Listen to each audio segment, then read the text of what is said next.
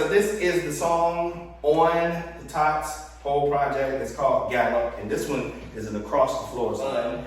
But you're also trying to get the skill of teaching them to gallop on there. Now you'll hear me say on the song, arms out. So that means, you'll have one foot in front of the other. So if you want to have them go with their arms out, you can. Or if you, as a teacher, are like, you know what, I'm gonna have them put their hands on their hip, or one hand on your nose, or hand on your head, whatever you want to do, you are at liberty and free to do it. Just have a good time with them. Just be real silly. You can actually lead the first group across and then take from there, or you can have an assistant, have them out there and do that as well. So this is Gallop, and the song switches feet, so it'll go down one side, and you might hear me say, like whatever foot we start off with, now switch feet. You feel like when you do this drill across the floor, we don't need to switch feet yet. We need to stay on the same foot. You do that, you just let the song keep rolling. This is one of the longer songs, so it was intended as an across the floor exercise. So this is it with the song, and this is called Gallop. I'm just gonna play just a small clip of it because this song just repeats itself over and over because it's one of those long across the floor songs. So here it is, Gallop. To the other side of the room.